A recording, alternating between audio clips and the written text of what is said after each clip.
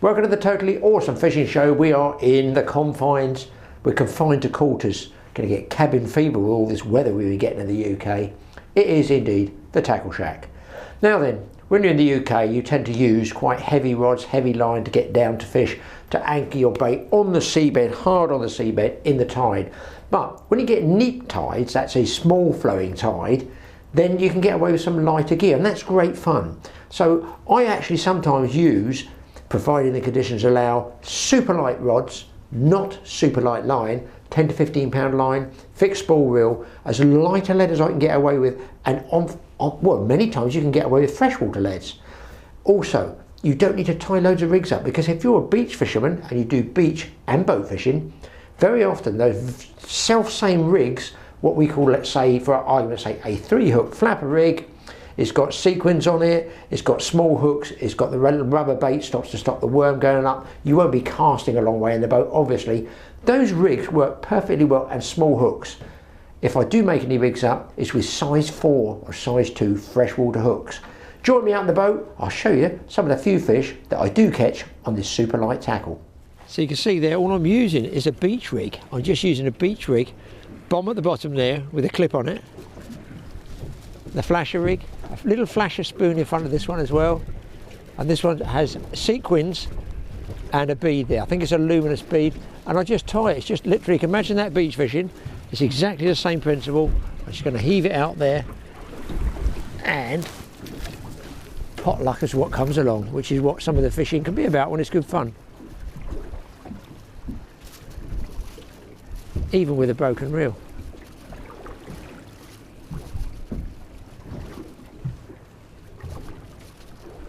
Oh, I'm on again. Right underneath the boat this time. Now this one's pulling a bit. I'm on very, very light gear. I'll tell you what I think this is. It could be a place. I think this could be a place, which will be a seriously major result. Especially as I like eating them. This rod's only a light lure bass rod. That feels so placey, I can't tell you. The way it just held the rod top down then. And it's not a place. Oh, it's another species, a whiting. I thought it was a place. Tell you what, some action on these small hooks. Look, another small whiting and a dogfish. And I got a little blade on it there as well, and little sequins on there. So that's good fun on light tackle.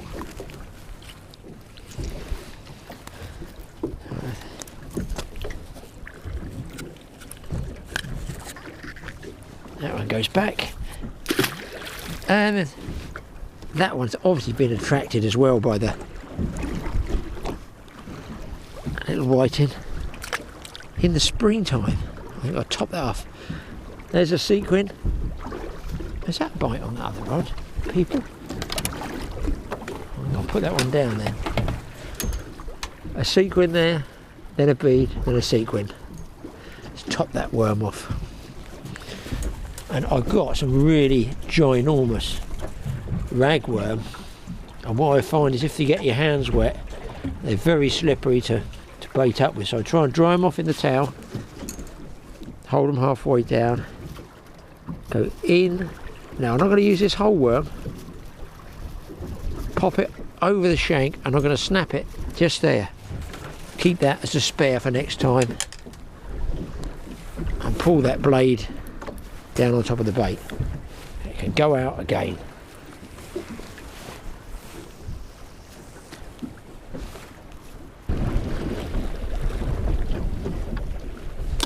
This time I got bites on the straight paternoster down there with very, very small hooks, and yes, look, just a whiting which looks like he's not even hooked, but look at the size of the hooks. Those are about a size 4, 2 or 4 freshwater carp hook. And the reason I like them is they're strong in the wire. Oh, he's absolutely gorgeous.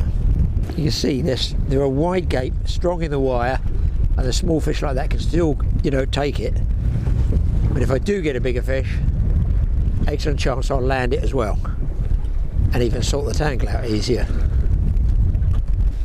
So providing the tide's not going too hard, you can actually cast a down tide a bit, and the main thing is you've got to be sure that, let's get that out there. Your lead, as light as you can keep it, is on the bottom. You want the bait on the bottom. That's where the fish are. Not going to be up in the water too much. It's going to be on the bottom. Let's get this one down. If you're not confident, put an extra weight on. Just go up an ounce or two. Do an ounce segments, just so that you know you're in constant contact with the seabed.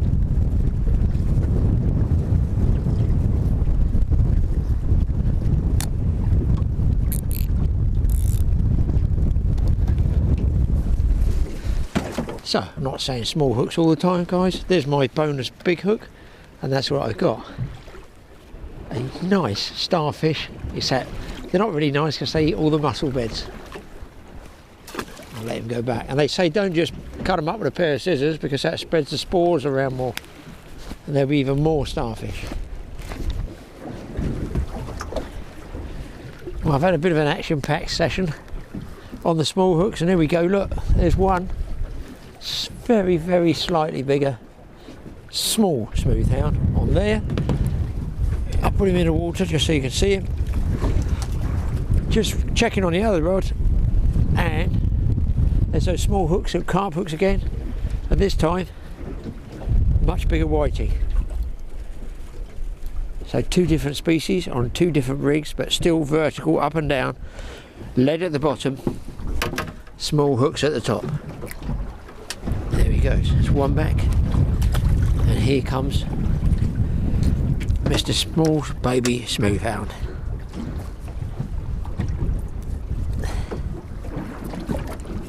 There he is. So I've had three of these little chappies. I wonder if that, I mean, plenty of big ones about come the autumn. I'm still catching, but it's slowed up a bit, people. The tide's got a little bit much for the big rods, for these light rods. The two big rods I had out, they're still getting fish on them. I've had loads of little pin whiting, what we call pin whiting, and a good bit of action on the tiny little buggy whip rods. Everybody else has gone home by one big boat. I'm the last of the small boats out here, and I should think the bites will slow up and fade away totally as I have to up the leads, and then it gets too much for a light rod. But great sport. Oh, came off. That's a shame.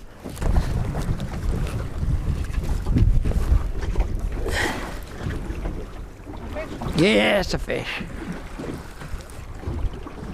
But I got oh, he has better fish, or two. That's a better fish. I'm right on the limit of the weight I can use now, so we're getting to the stage of packing up, because I just can't hold bottom, and if I put heavier leads on, it sort of defeats the object on using this light gear, light rods, small hooks. It certainly feels a better fish. Mind you, you've got the current behind it as well.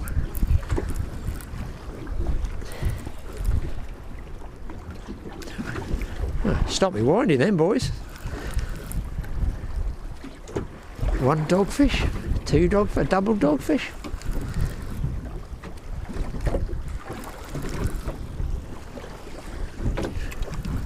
It is a single dogfish.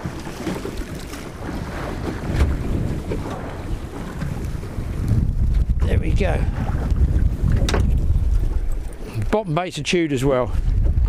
You can see he's just nipped that hook up by the beads.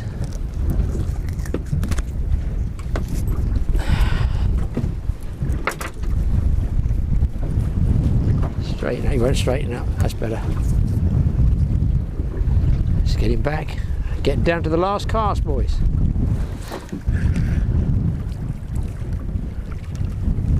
Well, having said use small hooks, guys, I've had loads of dogfish, whiting, small smooth hounds, and there I threw out a big bait with a squid for a big ray, and what do I get? Yet another dogfish. But I've had one dogfish on the big baits, and all those other fish I caught on the small baits. So a good little session, but don't go away because there's a tackle tip on the way. Yeah, so what I tie on the end of the boom is a length of perhaps 20-pound mono this time, something a bit thinner in diameter, just a bit more supple, give the bait a little bit more movement in the water. And then down on the end of that, the sharp bit, is a smaller hook. This is a size 1/0 hook, but you can go smaller than that. You go right down to a size 4. This might be when you're targeting species such as bream or perhaps triggerfish, or anything else that might just be off the bottom. On the end of the trace here, I've just got also a little rubber stop. Now I might be using mackerel, I might be using squid, but that rubber stop is there for when I'm using a worm bait. Thread the worm on, that rubber stop stops the worm from sliding up the trace. Okay, so I've got my main line, I've got the French boom. It's so easy to get this attached to your line. No knots, you're just going to do a few little twists. Okay, so I've decided how far up the line I want it. I've gone for about a foot off bottom, and this is how I do it. It's 1, 2,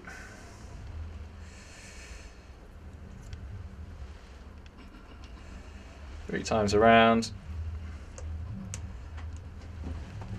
and then just ease it tight, and it's that tension that is now going to hold the boom in place, and it's going to present my bait just fluttering in the water, perhaps a foot off bottom.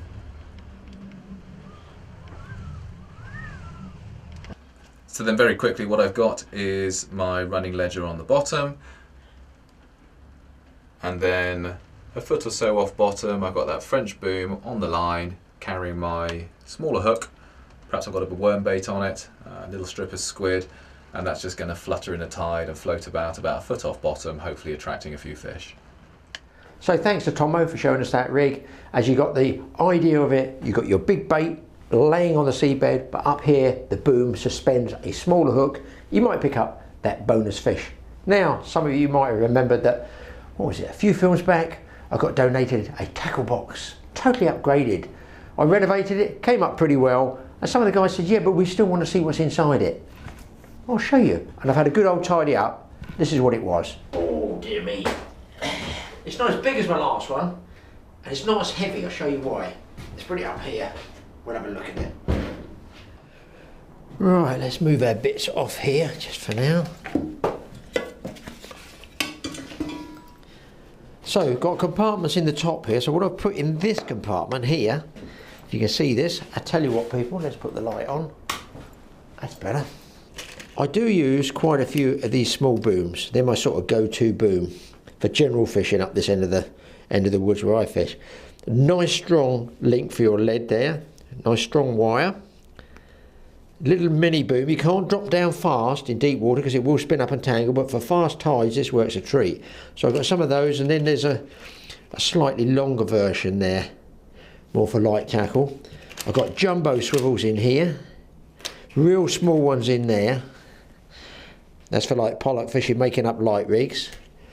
And then I've got these big clip ones as well, so I can make up booms for this to slide along. And they got the clip with that tag end. I mentioned before about those. I quite like them with a tag end, and they're not expensive. And then what I call general size swivels for making up for conger, ling, bigger fish. Yeah, I need a stronger swivel. In here, I can get these open. Some of these split shot, say in here, are American, and they've got, I think you can see that there, you might not be able to see it. There's the split, you might be able to see the split there. You turn it over and you've got two little levers there on the split shot there. And you can squeeze them apart, much easier with the teeth. I'll show you. I've pinched it open with my teeth. Can you see that? It's opened it all up. If I pinch it onto the line, those hinges come back out again. They're really good. Don't think you can buy them in the UK. I get them if I'm in the States. I've still got some left. I keep, again on the top, because they're the ones I want, small hooks in here. Now, that's about the size I'm catching quite a lot of fish on, the small ones. And that's basically a lot of the fish I do catch in small hooks. I've found carp hooks in a size 2 or 4 are very, very good. And then I've got mini ones in size 10s. And if I want to use pieces of worms, you can see I've got like a fine wire Aberdeen there. That's a good, so basically up to a size 2 freshwater I keep in there. Longer worm hooks or strip baits, I'm going to use that size hook. And again, they're fairly strong, you know, they take a good fish, they open out on a giant fish obviously. More stiffer wide gape round hooks, I call these a sort of a round hook. Let me get one out and show you.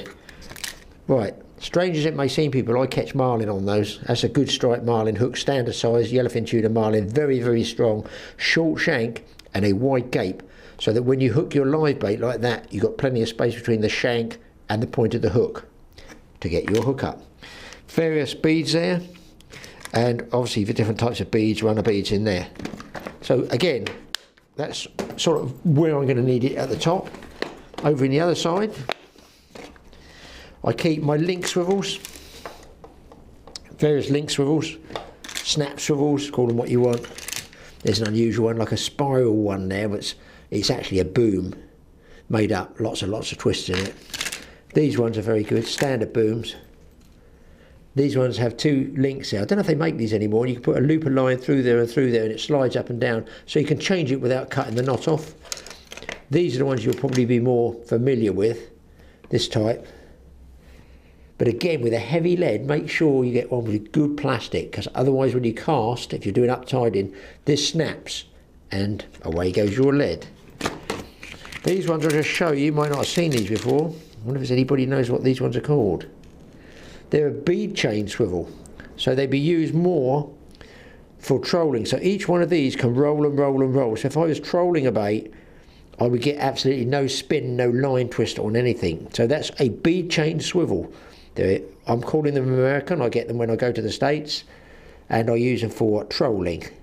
They're pretty good if I'm trolling on the surface of bass, that type of thing. So bead chain swivels there, smaller links. Yes, I'm putting all this bait thread where I absolutely need it. That's the main thing you need. That's the main thing I lose, to be honest. This, I think, just slides off, because I can see I've already dropped a bead swivel down there. Bead chains, they call them. Okay.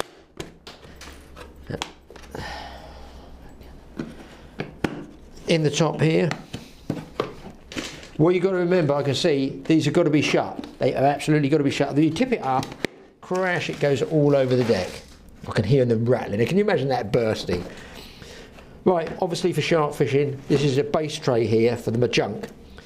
A pair of leather gardening gloves, I call them, but they're heavy duty gloves for getting hold of the traces. I've got two types of butt pads there. This one just slips over your belt, as you can see there, just slips over the belt. This one's easy, grab it. It's got a saw cut in a tennis ball. You can see it pushes over like that. I can push my finger in there, like to get my thumb in actually, I'm getting caught. Like that, you just ram it straight over the rod butt, and then you can put it on your stomach, you don't get bruising. A pair of good wire cutters for any fish that takes it down too deep. I can cut it.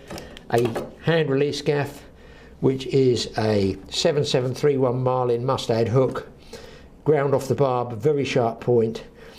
I've come down here and I screw into the shaft here, and I've got steel wire going down inside there and taped up, so it's just if I want to bring a fish, big fish aboard. Pair of scissors, and it's got, yes, a bottle opener as well, you can't fault that, and a fish scaler, which is handy, not that I eat a lot of fish. Good filleting knife. It's sharp. You've seen Mike in one of those other previous films how to sharpen your filleting knife. This is the ones I'm more using when I'm big game fishing, but it's a clip with a pouch. In there I've got long nose pliers, which are handy, and obviously just cutters. Not the world's greatest cutters, but you can make these up and just buy one of these pouches. That's a Bass Pro one, you wouldn't know it by the labels worn. Little unhooking T-bar there, that you've got a slot in it that you can slide down the line to get hooks out. Couple of cling rig booms. These are called cling rig booms that I make up myself from coat hanger wire. They'll be in one of our films. I'll put it there, you might be able to see it. Loads and loads of different mono sizes, from 150 down to about 12. I've decided to pack all of those in the one place, so that can all go in the one area. So that's my sort of go-to main storage place, and everything I want is there for whatever I want to go fishing. It's in there. And of course we hope the lid shuts. Down here I have put, now previously there were some giant leads in there if you saw me, and I've noticed that's been snapped off here. So that's why, because the leads are in there and it's snapped off, the weight of it I reckon. So this one I have got in here. Always take a couple of small shark traces in case I see something coming out around the boat, and one balloon an old file and a piece of paper, sandpaper there, graded for just touching up rusty hooks or anything like that. This stuff's really good for washing your hands, gets grease off. A spare float case I need it. A loose box there full of pop-up bead, various different smaller swivels, spare swivels, different size of hooks. You can see here, like these are the wide-gate Marlin hooks I use, the live bait hooks. You could use those for bass over here, I don't think people do. That's an eagle claw, if anybody wants to look up the pattern, it's an eagle claw one. And longer, stronger hooks in there. So I can easily get to that one, it's just in the drawer. Various little hooks in here, very, very small, because sometimes I go really, really small, like LOF, and look at these, really small stuff. So I'm going to try and make, that's my small hook compartment, so I go to a few more in there, different ones I'll show you. Look, tiny hooks, you never know when you want them. That's a fairly standard size, I should think, for place fishing. That's what I'm going to use there. And then bigger hooks like these ones. Some were left in here, if you remember. Look, some nice big, I'm going to call those like a meat hook. I don't know what make they are, but they're really nice big strong wire hooks. And if you put them on their side, they're slightly offset, so they say they're better for hooking. I never know how they work that out, because if it's straight, I thought it's a 50-50. This way, what they're saying, if it's laying down like that, that hook point will pull in, and I go, okay, we'll turn it over the other way, the hook point's pointing away from it. Who knows, but that's the traditional size hook I use. And a few giant ones here, in case I want to go for, like these. There's another eagle claw, I guess it's about a 9/0. I want to use those for something like, say, common skate. So a lot of people make the mistake of thinking how hard they're pulling, and when you measure on a fishing rod, you don't actually pull that hard. We have got one up, how to set a reel drag, I think it is, or how hard you're pulling with your fishing rod is frighteningly low, I can tell you that now. Go and get a spring balance and have a go. Get somebody down the end of the garden. I haven't clicked that yet. And finally, in this other drawer, and people know what I've got in there. Booms for dropping down in deep water, made out of coat hanger wire. My shark floats here with a Dubrow selfish release hook, my own design. Didn't pinch the idea like people do off somebody else. No, I made that up myself. That one I used to use a rubber band around there before, but this has a screw release there, and I have seen some people in magazine articles, they're using these now. So good, at least something I've done is helping somebody else. What's that for, Graeme? It's an emergency in case I have a breakdown and I have to use a hand pull on the any outboard anywhere in anybody's boat. Squid jigs there, it's got the squid jigs. I've got a load of old Florida barracuda traces I have left here, so if I want to go tope or spur dog fishing, they're made up. I've got double hooks made up here with wire, again for spur dog, tope, stuff like that. Lanyards here made up with stainless steel carbine snaps, so that I can put a loop around a holder in my boat, and I can just snap that on the reel lug, generally if I'm sharking. Some ready-made conger and ling and that type of thing. Rigs on, I think that's 150. We're getting through it now. Smaller rigs made up there and hooks there. Now, there probably doesn't seem to be very much in it in a way, but there is, and what there is in here is basically everything I'm going to need. All I say is, if I did do a sharking trip, I'll take a pouch with just some spare shark traces in, because that's all I need. So that's lots in there, but as you can see, it should have a full runner there, and it's got a broken one there. But hey ho, free is free, people. Thank you very much for Richard for supplying that. So there you go. That is Graeme's new boat tackle box. I think it's like me. I think it's scrubbed up pretty well.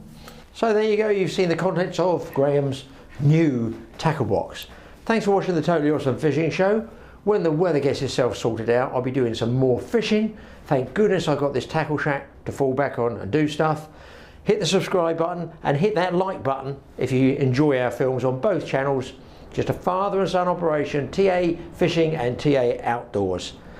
I now am going somewhere and see if I can invest in some of that. It's Friday night, folks. Definitely pickled partridge or thirsty ferret. That's someone who like my idea is thirsty ferret. We'll see you guys next time.